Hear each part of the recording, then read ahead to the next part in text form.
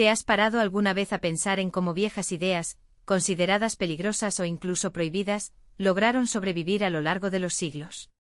Porque eso es exactamente lo que exploraremos hoy, profundizando en las profundidades de un tema fascinante: las tradiciones esotéricas y sociedades secretas que custodiaban, adaptaban y transmitían conceptos que muchos creían que habían sido borrados para siempre. Si no ha visto las partes anteriores de este viaje, vale la pena echarle un vistazo. Están disponibles en la lista de reproducción que dejé en la descripción. Este es un estudio que desarrollé yo mismo y puedes descargar el material completo en mi sitio web, cuyo enlace también está allí. Ahora prepárate para descender más profundamente, donde las aguas se vuelven más turbias y las respuestas más intrigantes. En este nivel descubrimos cómo pensamientos considerados heréticos no solo resistieron, sino que encontraron refugio en grupos que a primera vista parecen alejados de estas raíces. No desaparecieron, simplemente se escondieron, transformándose en algo nuevo pero manteniendo la esencia de lo que siempre fueron. Y dos de los ejemplos más poderosos de esta supervivencia son la masonería y el rosacrucismo. La masonería, que se consolidó entre los siglos XVII y XVIII, es un sistema de iniciación que bebe de fuentes antiguas como la alquimia, la cabalá y el neoplatonismo, corrientes que, no por casualidad, dialogan directamente con el gnosticismo.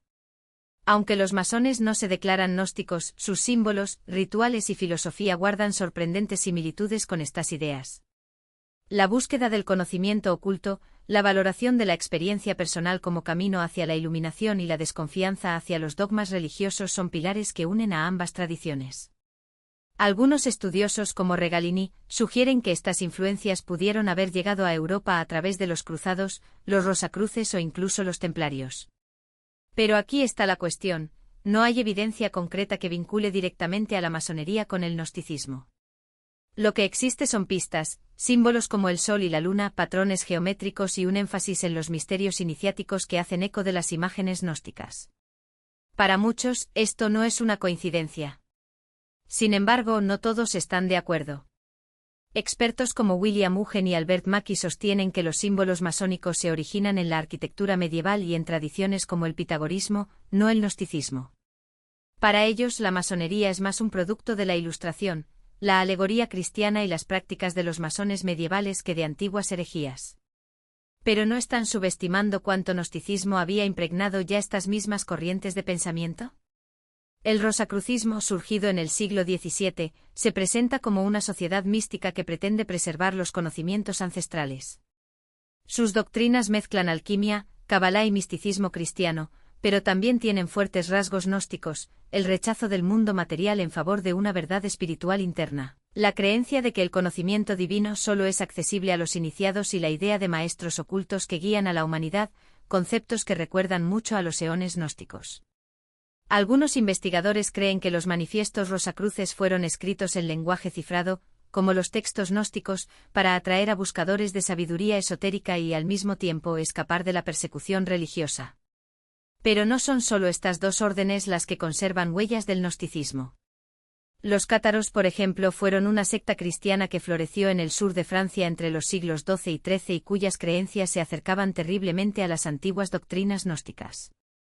Para ellos el universo era dualista, el mundo material era corrupto y gobernado por un dios falso, el Rex Mundi, mientras que el Dios verdadero habitaba un reino puramente espiritual. Por lo tanto, rechazaron las enseñanzas católicas, los sacramentos, la iglesia física e incluso la cruz, considerando la crucifixión de Jesús como una ilusión. Vivían con extrema disciplina, practicando el ascetismo para liberar sus almas de la prisión material, evitando la carne, el sexo y la riqueza. Estas ideas, por supuesto, eran demasiado peligrosas para la Iglesia católica. Los cátaros fueron considerados una amenaza y entre 1209 y 1229 sufrieron la Cruzada Albigense, una brutal campaña militar que casi los exterminó.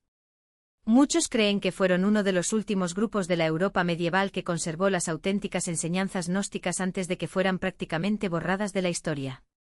¿Y los templarios? La legendaria Orden de los Monjes Guerreros también está envuelta en un velo de misterio. Las teorías apuntan a que, durante su estancia en Tierra Santa, pudieron haber entrado en contacto con secretos gnósticos o haber sido influenciados por grupos dualistas, como los propios cátaros o sectas místicas de Oriente Medio. Cuando fueron acusados de adorar a Baphomet, muchos sospecharon que en realidad se trataba de sabiduría oculta disfrazada, no de un ídolo. Lo que está claro es que, ya sea por influencia directa o por caminos paralelos, estas tradiciones mantuvieron viva la esencia del gnosticismo, la búsqueda incansable del conocimiento oculto y la iluminación espiritual. Y es precisamente esta llama la que sigue fascinando e inspirando hasta el día de hoy. Algo que pueda ser transmutado en oro espiritual, la verdadera meta de la gran obra. Los alquimistas no buscaban solo la riqueza material, sino también la redención del alma, la liberación de las cadenas de la ilusión terrenal, exactamente como predicaban los gnósticos. El propio lenguaje alquímico, lleno de símbolos enigmáticos, mercurio, azufre, la piedra filosofal, no era más que un código de verdades espirituales ocultas. Mercurio, por ejemplo, no era solo un metal, sino la representación de la esencia divina aprisionada en la materia, mientras que la piedra filosofal simbolizaba la iluminación, el momento en que el buscador finalmente reconoce su naturaleza divina y se libera del ciclo de la ignorancia. ¿Y qué pasa con el Corpus Hermeticum, ese conjunto de textos atribuidos a Hermes Trismegisto, el 3 veces grande? En él encontramos pasajes que hacen eco de las enseñanzas gnósticas con una precisión casi aterradora. Como es arriba, es abajo, dice la tabla esmeralda, resumiendo la idea de que el universo material es un reflejo distorsionado de lo divino, una prisión que esconde la verdadera realidad. Los hermetistas, al igual que los gnósticos, creían que el hombre era un ser divino aprisionado en un cuerpo físico, y que la salvación vendría a través del conocimiento gnosis que revelaría su origen celestial. Incluso la figura de Hermes Trismegisto, un maestro que desciende para enseñar a la humanidad, guarda similitudes con emisarios gnósticos, como Cristo o Sofía, que aportan la sabiduría necesaria para despertar a las almas dormidas. Pero quizás el paralelo más fascinante entre la alquimia, el hermetismo y el gnosticismo resida en la idea de teosis, la divinización del hombre. Los alquimistas no solo buscaban transformar los metales, sino transformarse a sí mismos, purificándose hasta alcanzar un estado de perfección espiritual. Esto no es diferente del viaje gnóstico donde el iniciado, a través del conocimiento, se libera de las ilusiones del demiurgo y regresa al pleroma, el reino de la luz divina. Incluso el lenguaje utilizado para describir este proceso es casi idéntico, mientras los gnósticos hablaban de despertar y regreso a la fuente, los alquimistas describían iluminación y unión con lo divino. Y no podemos olvidarnos de los Rosacruces, esta sociedad secreta que surgió en el siglo XVII y que, según muchos, era una continuación directa de las tradiciones gnósticas y herméticas. Sus manifiestos hablaban de una reforma universal, basada en el conocimiento oculto, la alquimia y la búsqueda de la sabiduría perdida, temas que resuenan profundamente con el gnosticismo. Creían que a través de prácticas esotéricas, el hombre podría recuperar el conocimiento primordial que se había perdido tras la caída, idea que encuentra ecos en los mitos gnósticos de la creación y la redención. Lo que todas estas tradiciones tienen en común es la convicción de que la verdad no está en la superficie, sino escondida entre líneas, accesible solo para aquellos que están dispuestos a mirar más allá de las apariencias. Ya sea en los símbolos alquímicos, las enseñanzas sufíes, las revelaciones de Yondi o las doctrinas de los cátaros, la llama del gnosticismo nunca se apagó, solo se reinventó, adaptándose a nuevos contextos, pero manteniendo intacta su esencia. La creencia de que el conocimiento es la clave de la libertad, y que la verdadera iluminación solo puede alcanzarse cuando se rasga el velo de la ilusión.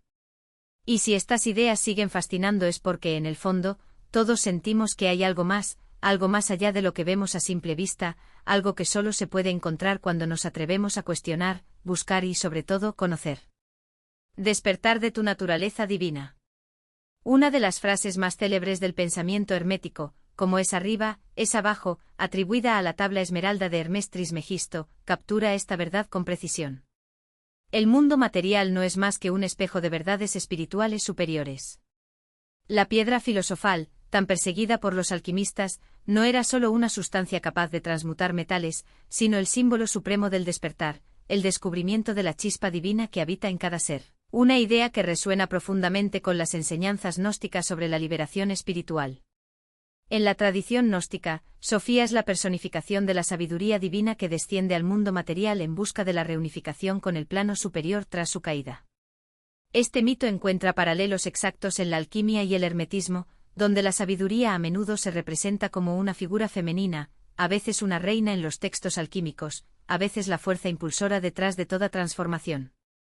El mensaje es simple pero devastador: La verdadera iluminación requiere la restauración de la sabiduría perdida, así como Sofía debe ascender de nuevo a lo divino después de su exilio en la oscuridad de la materia. Tanto el gnosticismo como el hermetismo enseñan que el mundo material no es la realidad última, sino un reflejo corrupto o ilusorio de lo divino. La alquimia, aunque no menciona explícitamente a un demiurgo, comparte la misma obsesión por la purificación y trascendencia de la materia, sugiriendo una creencia implícita en su imperfección. Los textos herméticos describen el plano físico como un reino caído o engañoso, lo que refuerza la necesidad de que el conocimiento sagrado escape de él, una idea que se entrelaza perfectamente con la cosmología gnóstica. Desde el punto de vista gnóstico, la iluminación es un viaje a través de capas de la realidad, rompiendo las barreras ilusorias que nos atan al inframundo. El proceso alquímico refleja esta misma trayectoria en sus tres etapas fundamentales: el nigredo, u oscurecimiento, que simboliza la muerte del falso yo y la oscuridad de la ignorancia, albedo, o blanqueamiento, la purificación y descubrimiento del conocimiento oculto, y finalmente rubedo, o rubor, etapa final de unión con lo divino. Ambas tradiciones, gnóstica y hermética, estuvieron profundamente influenciadas por el neoplatonismo, que veía la realidad como una serie de emanaciones de una fuente divina incognoscible.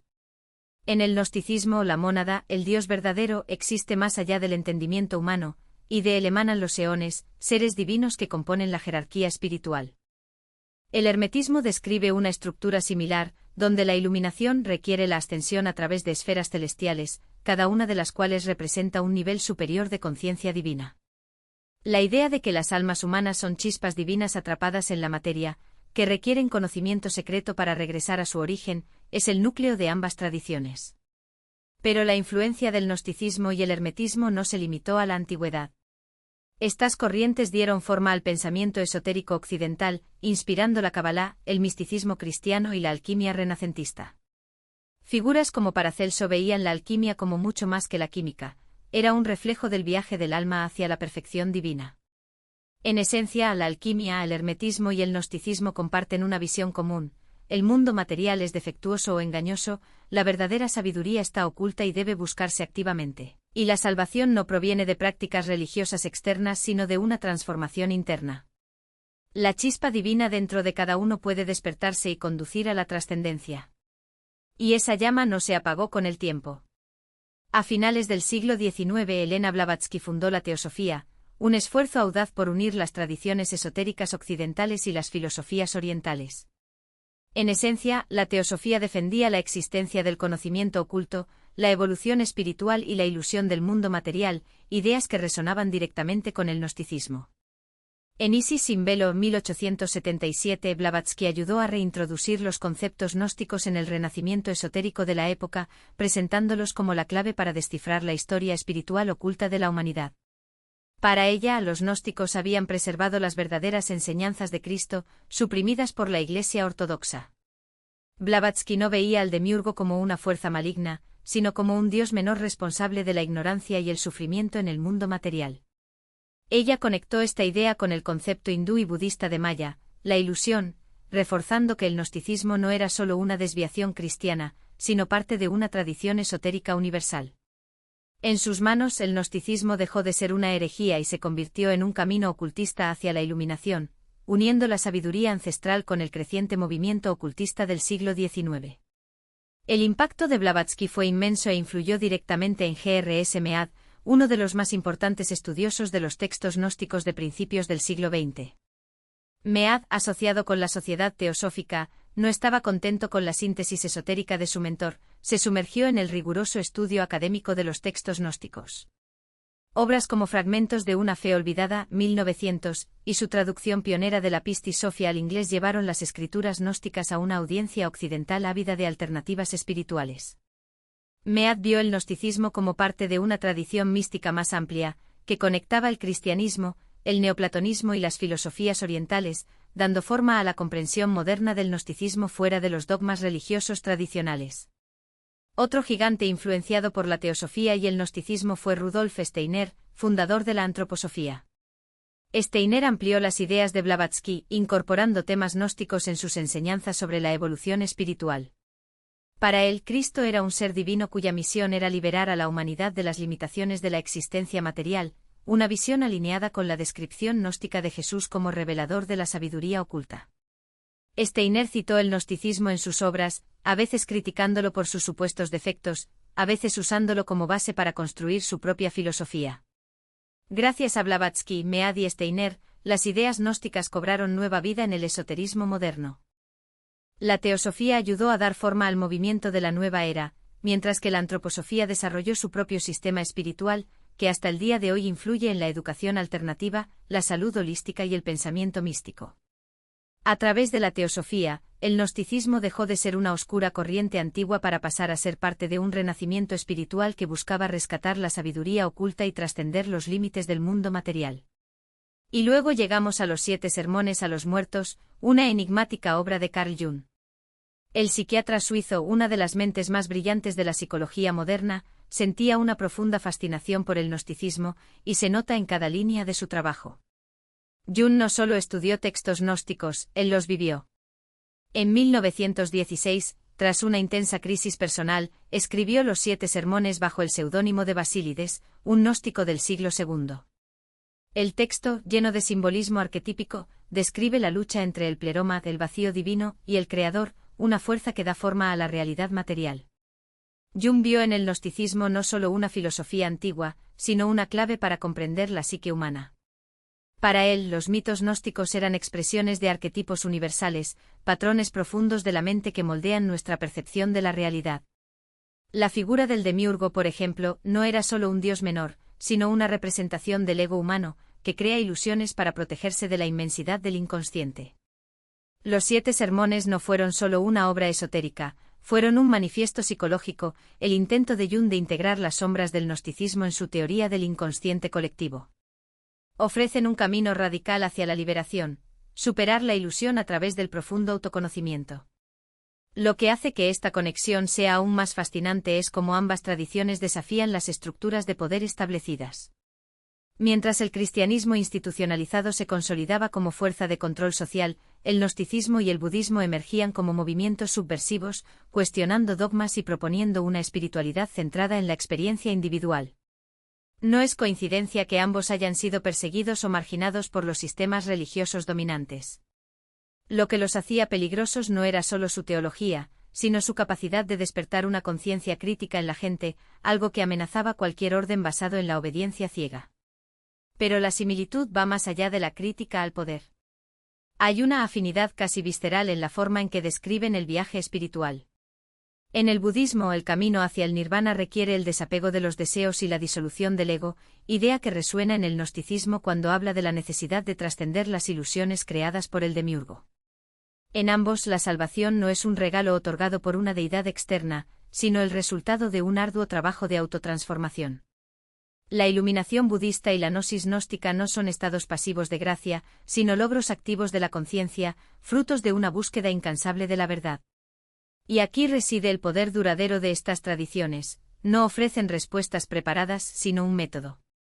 Un método que requiere valentía, ya que confronta al individuo con sus propias sombras, con las trampas del ego y con la resistencia de la mente condicionada. El gnosticismo, con su énfasis en la revelación interior, y el budismo, con su práctica meditativa, son como espejos que reflejan la misma verdad: la libertad no está afuera, sino adentro. No es algo que hay que recibir, sino algo que hay que descubrir. Esta convergencia entre Oriente y Occidente no es una mera coincidencia histórica, es un testimonio de la universalidad de la búsqueda humana de significado. Si el gnosticismo puede verse como budismo occidental, como sugieren algunos estudiosos, es porque ambos nacieron de la misma necesidad: trascender las limitaciones de la existencia material y encontrar una realidad más profunda. Y lo más sorprendente es que, a pesar de las diferencias culturales y temporales, sus respuestas tocan puntos esenciales. Hoy en día, mientras la espiritualidad moderna busca alternativas al dogmatismo religioso, estas tradiciones están resurgiendo con renovada relevancia. Ofrecen no solo una crítica del materialismo, sino un camino práctico para quienes quieren ir más allá de las apariencias. Ya sea a través de la meditación budista o la exploración de arquetipos gnósticos, la invitación es la misma: el despertar. Y el despertar, como sabían los gnósticos y los budistas, es el único camino hacia la verdadera libertad. Lograr el mismo objetivo: escapar de la ilusión y regresar a un estado de ser trascendente. No es coincidencia que los estudiosos comparen el gnosticismo con un tipo de budismo occidental, sistemas que, aunque surgieron en contextos diferentes, buscaban responder a las mismas preguntas espirituales fundamentales que Oriente ya estaba explorando. Y aquí es donde llegamos al gnosticismo renacentista. Ya hemos hablado de John Dee y su inmersión en la magia hermética, pero el Renacimiento fue un periodo de efervescencia esotérica mucho más amplia. En Italia, pensadores como Pico della Mirandola y Giordano Bruno incorporaron ideas gnósticas en sus filosofías místicas, incluso cuando muchos de los textos gnósticos aún permanecían perdidos. Pico, famoso por su discurso sobre la dignidad del hombre, intentó unificar tradiciones espirituales aparentemente dispares, neoplatonismo, cabalá y hermetismo, todas impregnadas de corrientes gnósticas. Para él, el ser humano portaba un potencial divino, y este potencial solo podía despertarse mediante el esfuerzo intelectual y la búsqueda mística. Una idea que hace eco directamente de la creencia gnóstica de que la chispa divina debe ser activada por la gnosis. Pico también fusionó el pensamiento cabalístico con el misticismo cristiano, del mismo modo que los gnósticos reinterpretaban los textos religiosos para revelar sus significados ocultos. Su ascensión mágica y espiritual se basaba en la convicción de que solo el conocimiento podía elevar el alma más allá de los límites del mundo material, la misma liberación a través de la iluminación que se encuentra en las tradiciones gnósticas. Giordano Bruno llevó estas ideas aún más lejos, proponiendo una visión radical del cosmos que desafiaba la ortodoxia tanto religiosa como científica. Su creencia en un universo infinito poblado por innumerables mundos, cada uno de los cuales alberga chispas de conciencia divina, recuerda a la cosmología gnóstica, donde el reino material es vasto pero siempre subordinado al espiritual. Al igual que los gnósticos, Bruno rechazó el control autoritario de las instituciones religiosas, del mismo modo que repudiaron al demiurgo y sus arcontes, los falsos gobernantes del mundo material. Para él, la meditación profunda, el estudio intenso y los estados alterados de conciencia eran caminos para reconectarse con la fuente divina, un camino que refleja el viaje gnóstico hacia la liberación espiritual. Su ejecución en la hoguera en 1600 a manos de la Iglesia Católica es un recordatorio brutal de la tensión histórica entre la religión institucionalizada y las tradiciones espirituales esotéricas. Un conflicto que ya se había desarrollado siglos antes, cuando los gnósticos fueron reprimidos violentamente. Puede que Pico y Bruno no hayan tenido acceso directo a los textos gnósticos, pero sus ideas reflejan los mismos principios esenciales, el rechazo del dogmatismo rígido, la fe en una sabiduría oculta y la convicción de que la verdadera iluminación no proviene de la obediencia, sino de la búsqueda directa del conocimiento divino. Y así llegamos al final de esta capa del iceberg gnóstico. Pero el viaje está lejos de terminar. Hay mucho más por explorar, misterios que desafían el tiempo, tradiciones que han capeado la sombra de la historia y revelaciones que podrían transformar tu comprensión de lo sagrado. Si quieres seguir descubriendo estos secretos, no te pierdas lo que te espera. Hasta la próxima.